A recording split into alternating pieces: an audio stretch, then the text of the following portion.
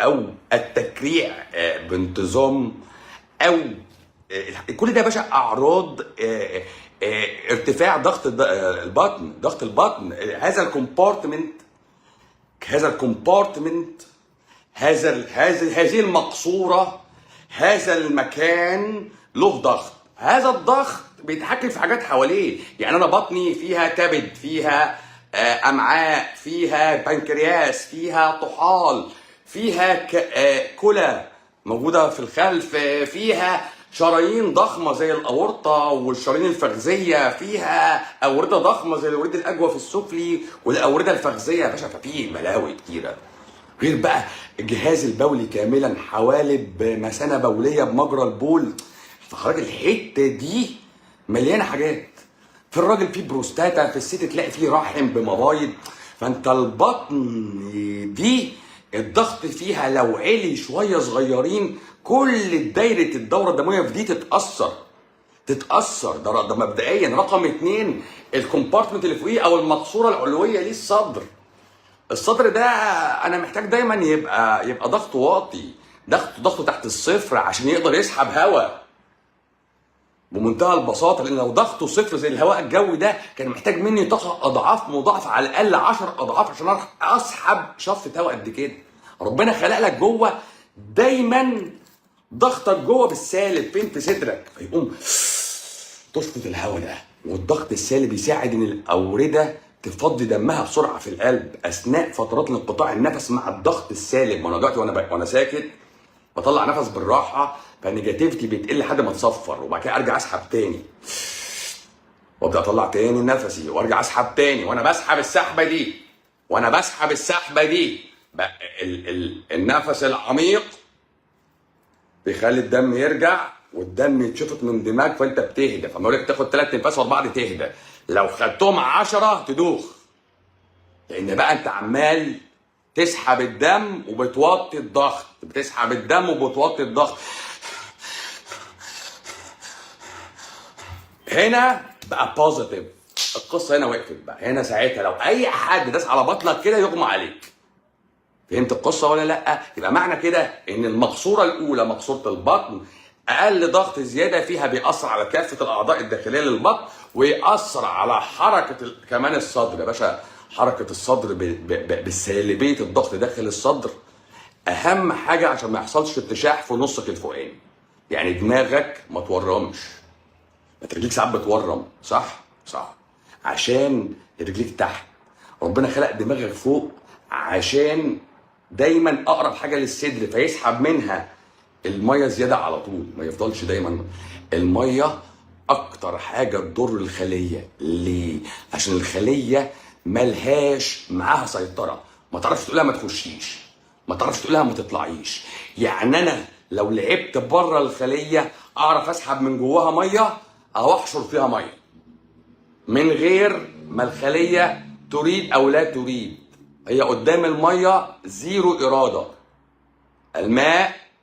الماء بيعدي لوحده في اي سيل ممبرين. فعشان كده اكتر حاجه تضر الخليه هي الميه. اكتر تسمم يضر الخليه هي الميه. اول خليه كره دم حمراء بتموت بسبب الميه اللي دخلت لها. يعني كره الدم الحمراء طول ما محافظه على الغشاء الخلوي بتاعها وبتجدده، عندها النات بي اتش اللي قلته قبل كده، بتجدده فمحافظه على نفسها. لو النفاذيه دي قلت الميه تخش على طول تسرسب كده وتتنفخ وتموت. طب يا باشا لو الدم نفسه فيه ميه، زكي عادل ابو زيد، لو الدم نفسه ميته كتير تخش برضه الخلايا وتكسرها. عشان كده ما ينفعش احقن في الدم ميه، يعني احقن في الوريد ميه. ما ينفعش اعلق لواحد في الطوارئ ميه، ما ينفعش اعلق له ميه، لان لو الميه لو دخلت دلوقتي تكسر كل كره دم حمراء هتقابلها. ماشي؟ الميه لو دخلت دمك مباشره، عشان كده ما بتخشش مباشره، الميه بتعدي على الكبد الاول. عشان كده الماء الكثير ضرر مباشر على خلايا الكبد. الماء الكثير اللي بتشرب ضرر مباشر وصريح على خلايا الكبد. فما تسأليش ليه خلايا بتورم ورجليها بتورم بعد شويه. باشا الكبد مشكلته ميه كتير برضه، لان الميه بتخش عليه. ما انا هوريك دلوقتي حاجه ممكن نشوفها ونرجع نكمل كلامنا لو عايزين. لان الحته دي مهمه. خلاص نجرب نشوفها، نجرب نشوفها، نجرب نشوفها. خلاص. ارتجاع المريء يساوي ضغط، ازيك يا تامر يا حسن، ضغط بطن عالي. بص، تشرب ميه كتير وكان عندك هالات سوداء. طبعا طبعا اي حد بيشرب ميه كتير لازم يكون عنده هالات سوداء. اي حد بياكل كتير ما بيصومش كتير لازم يكون عنده هالات سوداء. الكبد مش مستعد، مش فضيلك يا بابا. الكبد ماله مش فضيلك حبيبي، لو سمحت يعني، بعد اذن حضرتك. احنا دلوقتي عايزين نشوف ايه؟ مش عارف معايا مش موجود. بص هنا انت جوه تجويف في البطن كويس. القلب فوق اهو، شايف ده القلب اللي فوق ده، خلي بالك اللي نايم فوق الكبد القلب، لان انت فوق هنا، ده فوق الحته دي، ده الحجاب الحاجز. الحجاز الايه؟ الحجاز الحاجز. ايه اللي حصل ده؟ طيب الحجاز الحاجز، شفت صورتي طلعت لك ازاي؟ ده الكبد، ده الاورطه. الاورطه وهو نازل في البطن، وده تجويف البطن ونازل فيه الاورطه كده. الاورطه وهو نازل كده بيطلع بقى شرايين، فبيطلع شريان يروح على الطحال. خلي بالك بايت فوق الحته دي كده بنكرياس.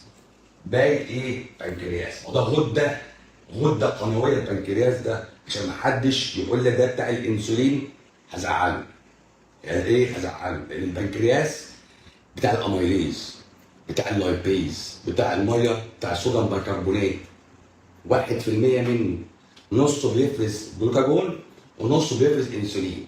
يعني بلاطه نصها انسولين ونصها جلوكاجون بتسمي البنكرياس كله باسمها.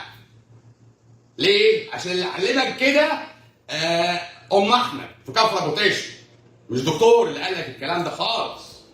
غده قنويه بحته فيها خليه واثنين بتفرز جلوكاجون انسولين. ليه بقى خليتها لي خليه هرمونيه؟ مش فاهم. المهم بيطلع هنا شريان بيروح للطحال، شريان بيروح للكبد، شريان بيروح يغذي الامعاء بالقولون. بس الامعاء بالقولون اهي 1 2 3، دول شرايين بتغذي. طبعا بتلقط منهم بعد بقى ما بتلف الدم جوه الامعاء وتمتص، بتلقط منهم اورده. الاورده بترد بقى مش على الوريد الاجوف كده، لا، تطلع على الكبد هنا بقى. يبقى قصه البورتال سيركيليشن او الدوره البيابيه الكبديه، دم شرياني راح غذى المنطقه دي وما رجعش على الدم الرئيسي تاني، لا، راح على الكبد عشان يقضي مهمه هنا. طب يا باشا الدم ده اللي هيرجع على الكبد ده شايل ايه؟ هنحكي بقى الحته الجايه دي ووضع ايه؟ احلى. نشوف بقى الراجل ده هيقول ايه. هو بيعد هنا الاسامي: سيليا ترانك، سوبير ميزنتريك، انفير ميزنتريك. المهم بيغذي. ها نقف هنا، ارجع تاني خطوه كده.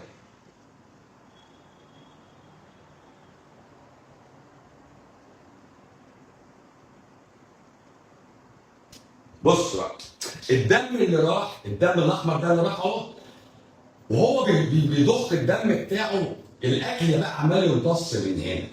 يمتص ايه؟ جلوكوز، احماض امينيه، فركتوز، سكر سداسي، سكر خماسي. المهم كله هيخش في ده، في الدم الازرق ده، في الدم الايه؟ الازرق. طب يا باشا الدهون اللي كلتها، حته السمنه اللي كلتها هتتصدر برضه، بس مش هتتصدر كده دهون، لا، ده انا هصنعها عندي تاني. يعني هفكها حلات واحماض وارجع اركبها عندي تاني، حاجه اسمها كايلو مايكروز، ياخدها الاخضر ده. الاخضر ده ليمف. الاخضر ده ايه؟ ليمف. وبيخرج من عندي ما اسموش ليمف، اسمه كايلس.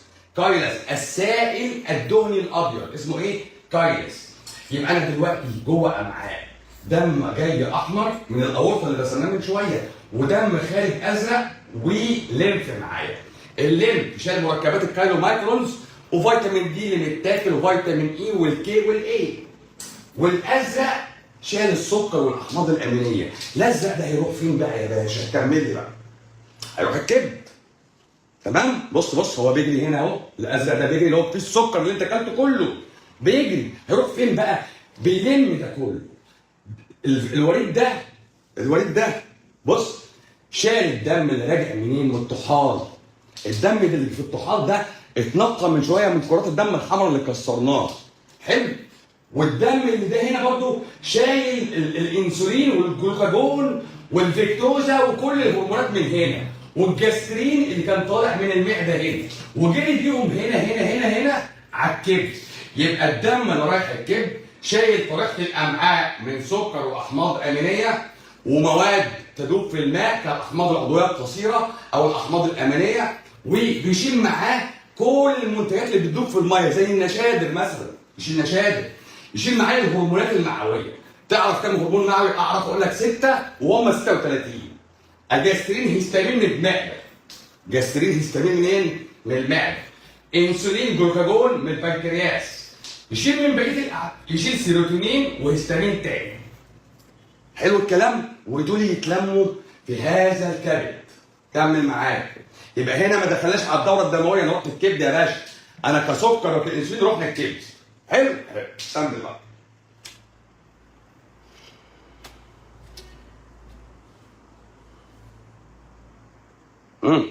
بس اقف بقى هنا. بص يا باشا اللي بيحصل دي، ده الدم اللي جاي من الامعاء، وده فص في الكبد، مش فص، نقدر نقول دي يونت كبديه، دي وحده كبديه. عباره عن ايه؟ خلايا الكبد مرصوصه في شكل سداسي زي بتاع خليه النحل. يعني الانسجه الكبديه بتترص سداسيه، 6 ضلاع، 1 2 3 4 5 6. حلو؟ اللي على الاطراف ده الوريد البابي اللي جايب الاكل من الامعاء وجايب الهرمونات. ده جايب اكل، هرمونات، سموم اللي بره ده. حلو. وبيمشي يوزع على الخلايا. نشادر خدي، سكر خدي، خدي احماض عضويه، خدي احماض امينيه، وات ايفر. طول ما هو ماشي عمال يوزع على خلايا الكبد. في هذه الاثناء خلايا الكبد كمان بتنشا عليه حاجات، ما بتصنع سكر، هي بتديله سكر. يعني تاخد سكره وتحوله دهون ونشا وتديله سكر متصنع من البيروفيك اللي جابه لها، وهو جايب بيروفيك. فهي بقى تطلع الحاجات دي فين؟ في ده الوريد اللي هيطلع على القلب. يبقى انا عندي وريد جايب ووريد خارج، وريد جايب ووريد خارج، وعندي شريان كمان ربنا بعته لي عشان انا ما عنديش اكسجين. ما ده وريدي اكسجينه قليل، قام انا جايب له شريان بقى اللي هو قلنا الهيباتيك ارتري او الشريان الايه؟ الكبدي، مش مهم يعني، بس على العموم ده مصدر الاكسجين الاصلي يعني اللي هو الاحمر ده. طيب وانا بقى يا باشا عمال اطلع فضلات واطلع افرازات واطلع انتاجات واخد اكلات واخد توكسينز واخد هنا نشادر واصدرها يوريا. يعني انت بتخش لي نشادر هنا بطلعك هنا يوريا، بتخش لي جلوكوز بحولك هنا نشا ودهون، بتديني بيروفيك ولاكتيك بطلعه هنا جلوكوز، بتديني جليسرين اطلعه جلوكوز. فهمت؟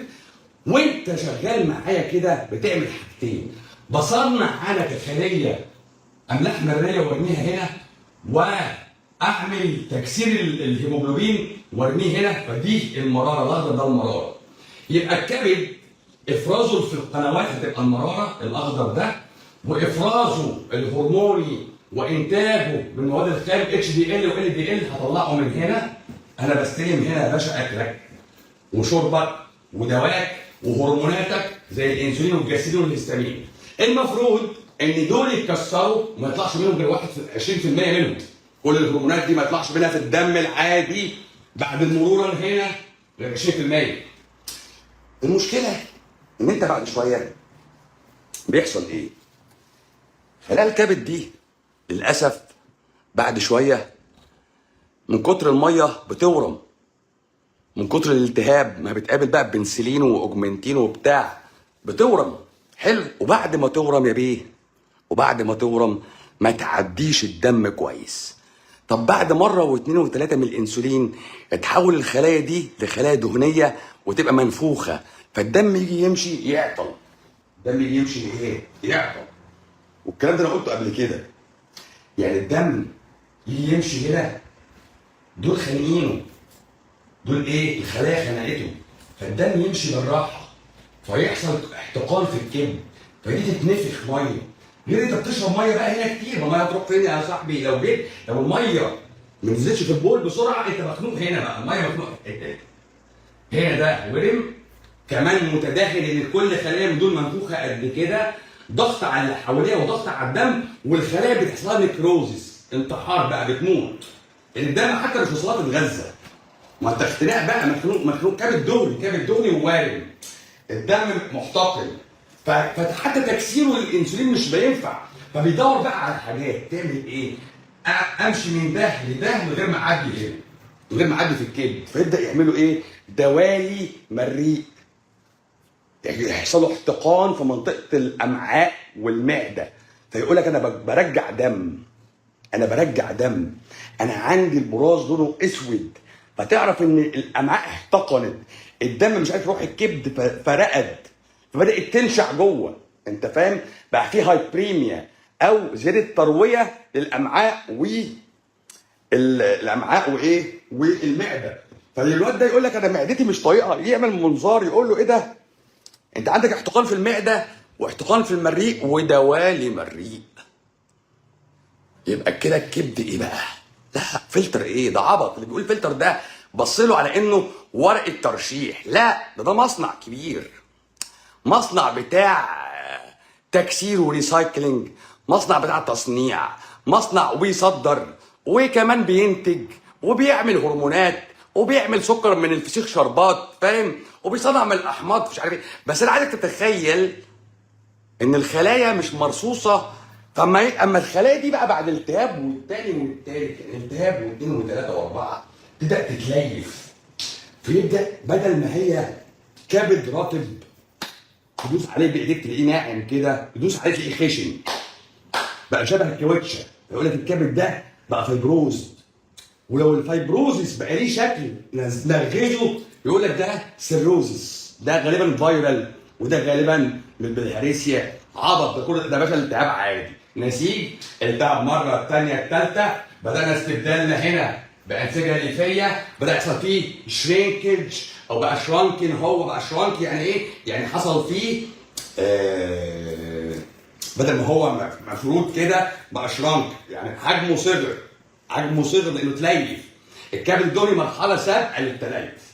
الكبد الدهني بالعكس، الكبد حجمه بيكبر لان الخلايا مالها سوولن مورمه ومالها منفوخه دهون ونشويات، لكن بعد العديد والاعداد من تكرار هذه السايكل او هذه الدوره تتليف هذه الانسجه وتتحول في النهايه الكبد متليف ويصغر في الحجم، يحصل له بقى ايه؟ يبقى شرانك، في الاول كان كبير ومتداخل ولونه برايت وانت شغال بالسونار، بعد كده بتلاقيه صغر ومق، وبكده بقى الكبد ده بيتخلص، اللي هو ايه؟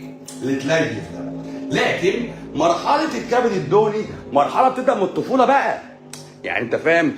يعني الكبد الدهني ده بيبدا من ايه؟ من سن الطفوله. بعد كده بقى بيبدا القصه دي تحصل بالشكل ده.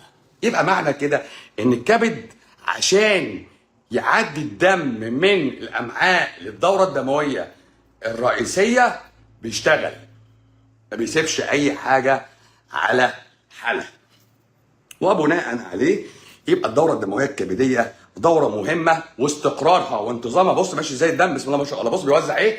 سكر وايه وفضلات، سكر وفضلات، ما هو عنده فضلات بقى امونيا وغيره، ده السنترال فين اللي بيجري منه بص رايح فين بقى؟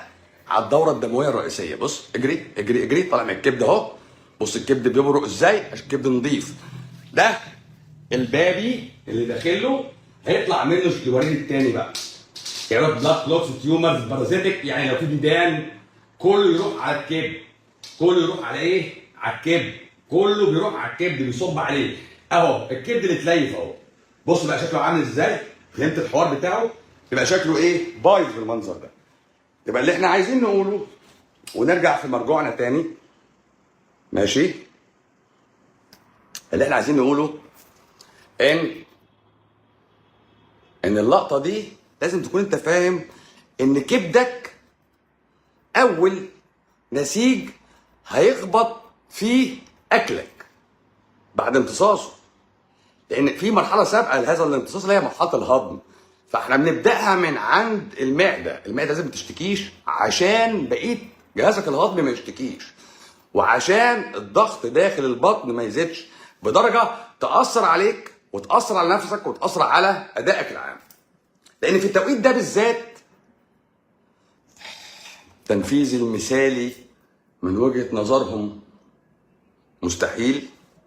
التنفيذ المثالي عندي منتهى البساطه، ماشي؟ المثالي بتاعهم صعب قوي.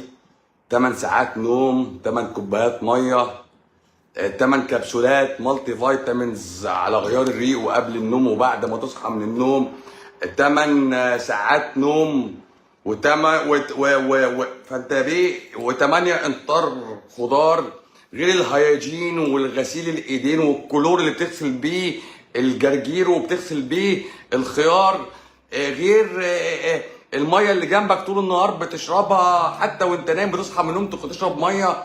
انت حضرتك فاهم؟ دي هي دي حياته الصحيه. غير بقى مشي نص ساعه وجري نص ساعه وتشيل مرضك نص ساعه، غير ان حضرتك في روتين لبشرتك وروتين لشعرك وروتين لجلدك وروتين لضوافرك، وده تان للتفتيح وده تان للتغميق، ودي هحطها قبل ما انام ودي هحطها بعد ما انام. مش هي دي الحياه الصحيه يا باشا؟ مش هو ده اللي بيوصفوا لك اللي هم السليبرتيز، الناس اللي هم المشاهير؟ اما بيجي يوصف لحضرتك يقول لك انا بنام 8 ساعات وبشرب 8 كوبايات ميه وبجري ساعتين، وقبل ما بنام ساعه بحط رجليا في ميه دافيه عشان بنشط الدوره الدمويه، وبلبس اسمه ايه ده، بوكسر مبلول قبل ما بنام، وبغسل وشي بماسك الزبادي والخيار وبعديها بميه ساقعه. تعملي كده تقومي تفتحي المسام يا باشا. مش هو ده الستاندرد؟ يعني هو مش ده الستاندرد اللي انت عايز تقيس عليه؟ اللي هقول لك وصفه تفتح لك بشرتك ووصفه تزيل الجلخ من ركبك ومن قفاكي؟ مش هو ده الحركه اللي انت عايش فيه؟ يعني مش هو ده اللي انت عايش فيه؟ مش الحياه الصحيه؟ طب اعمل جدع، اعمل. نام 8 ساعات واشرب 8 كوبايات واجري 8 مرات وخد 8 كبسولات و8 لبوسات وامتنع عن الاكل والشرب لمده 7 ساعات قبل ما تنام، واشرب ميه بقى. مش هو ده؟ وخيار وجزر بقى و8 امتار خضار. بس هو ده، انا موافق. وبروتين بقى، مش كلامك على البيض والبروتين. احنا النهارده انا جالي تليفون اونلاين من سوريا، شاب 36 سنه. الموضوع قفل معاه بشلل جزئي في الاعصاب الاتيه، حائر رقم 10 9 و11، تشنج في الحنجره بعد 3 شهور من اتباع اللو كارب خالص، بيض خضار مقلي فراخ، بيض فراخ مقلي خضار، بيض فراخ مقلي خضار، بيض فراخ مقلي خضار، بيض فراخ مقلي خضار. بعد 3 شهور العصب جاله تشنج في الحنجره، تشنج في الحنجره وما بيفكش. بعد 3 شهور لو كارب، بيض فراخ خضار مقلي بزيت باين ولا مش عارف كان بيقول لي ايه، بس لو كارب خالص بقى، يعني مفيش حتى بق رز. استلم يا باشا بقى احلى شغل. ده بعد ما مش شويه كيتو وشويه زعبوطه وشويه برج قال له خد ايه سيلينيوم فين حط ايه، فالولا يا عيني ماشي وراه شاب 36 سنه يقفل بعد كده. ايوه الرساله، ايوه امانه النشر النظام ده كله شايل الراجل يا باشا تشنج في الحنجره، وده يشرق من اقل حاجه. انا كان ليا صديق ليا اسمه محمود عبد الله، سافر من حوالي 10 سنين امريكا، وبعد ما بدات حياته تستقر على وجهه نظره رحمه الله عليه، محمود رحمه الله عليه، جاله مرض احنا مش فاهمين ايه هو. بقينا نسمع انه بيجيله تشنج في حنجرته وبيبلع ريقه يشرق، وفضل على هذا الحال في سريره 3 شهور لحد ما توفاه الله.